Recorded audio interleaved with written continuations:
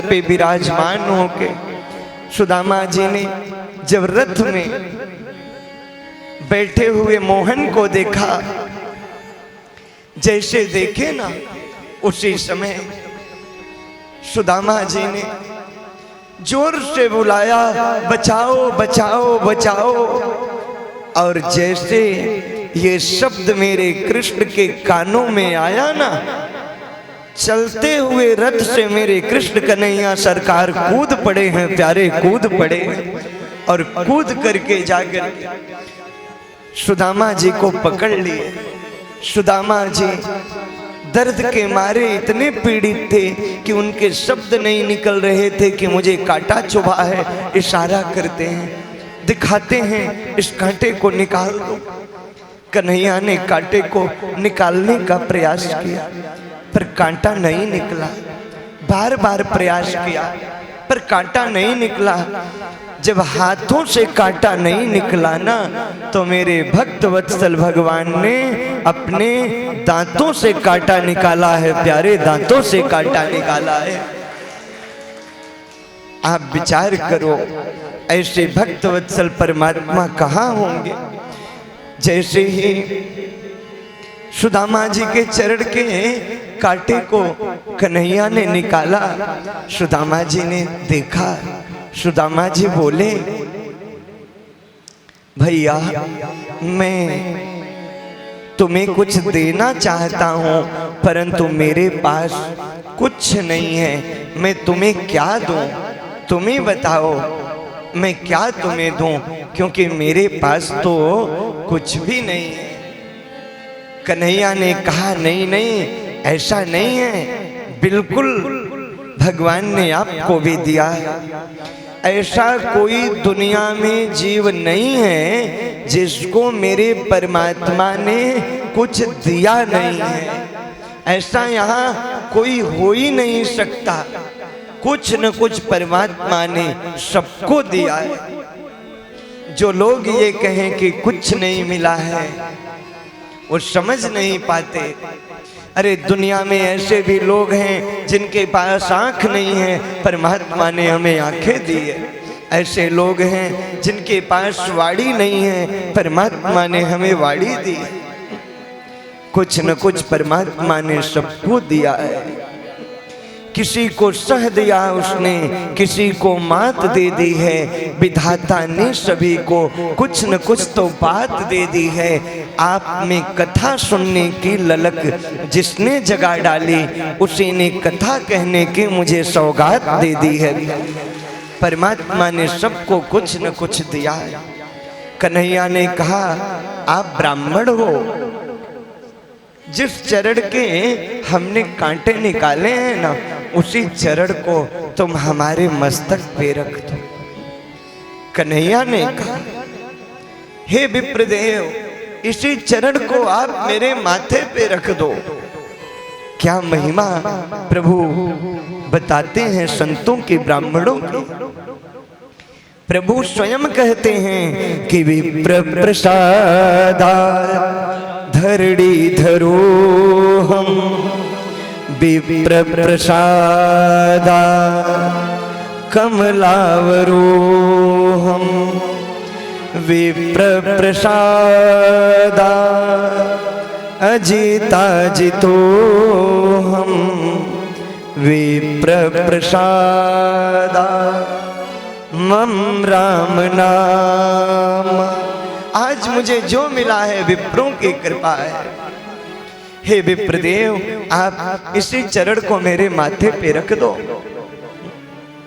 भगवत प्रेमियों, सुदामा जी ने कहा, भैया मैं चाहता हूं कि तुमसे मैं मित्रता कर लूं, परंतु मेरे पास धन नहीं है, मैं बहुत गरीब हूं। क्या तुम मेरे मित्र बनोगे?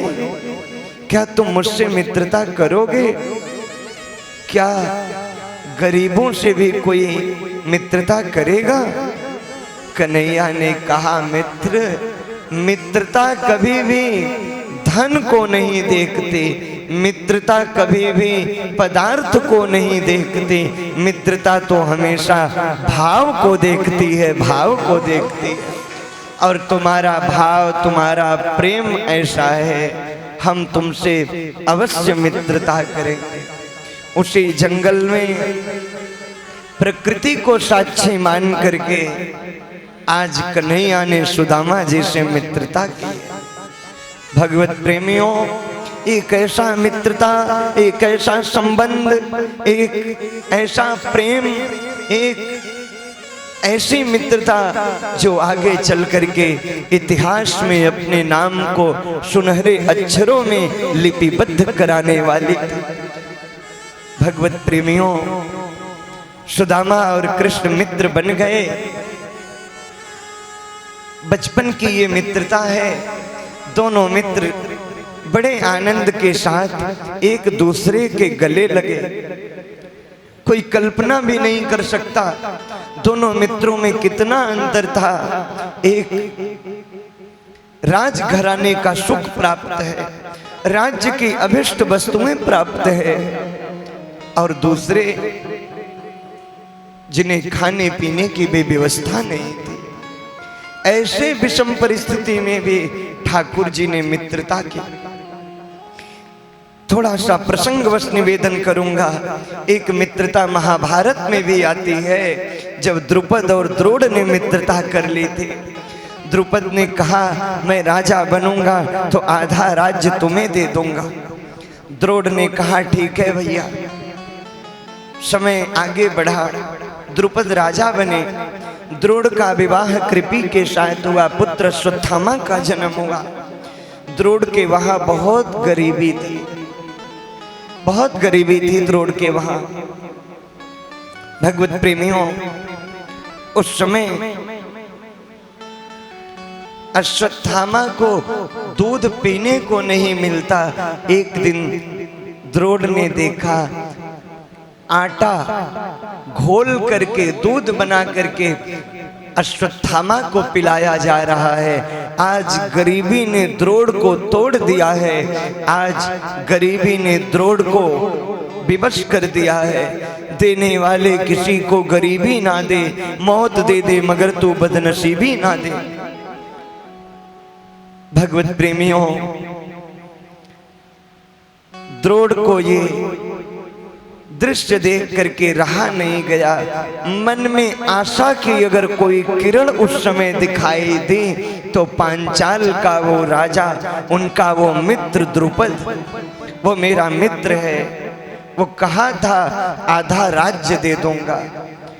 मैं आधा राज्य तो नहीं लूंगा पर मुझे एक गाय तो जरूर दे देगा।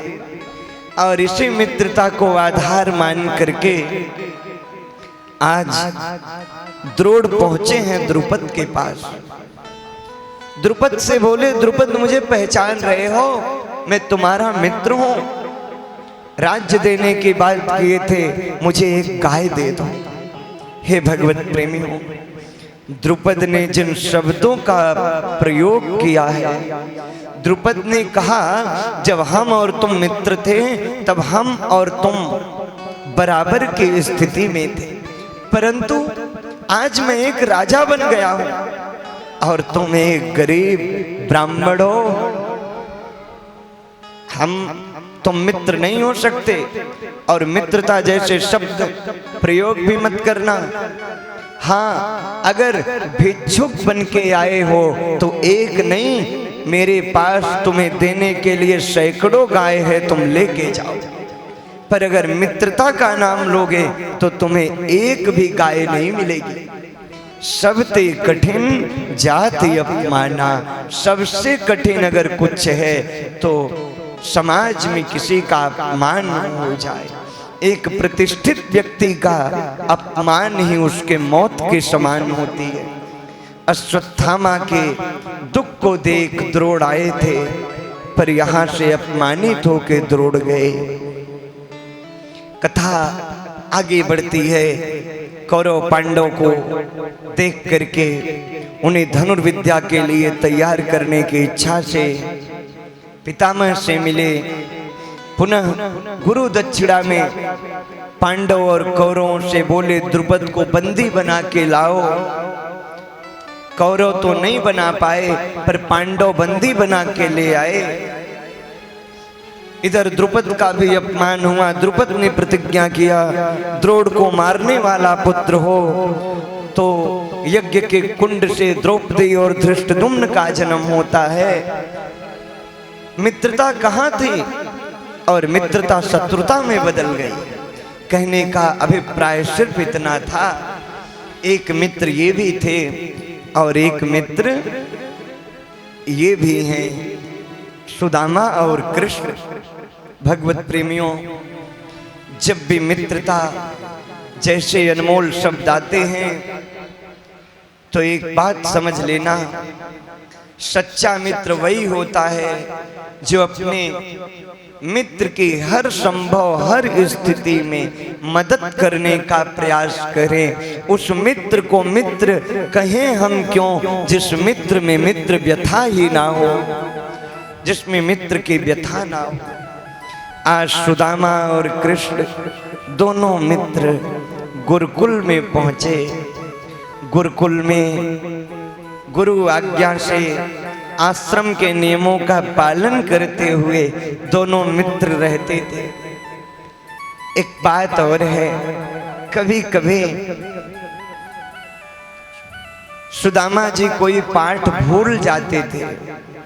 कन्हैया तो कुछ भूलने वाले हैं नहीं, क्योंकि जाकी श्वास प्रकट श्रुति चारी, सो हरि पढ़े ये कौतुक भारी। वो परमात्मा भी पढ़ने गए, कन्हैया क्यों भूलेंगे।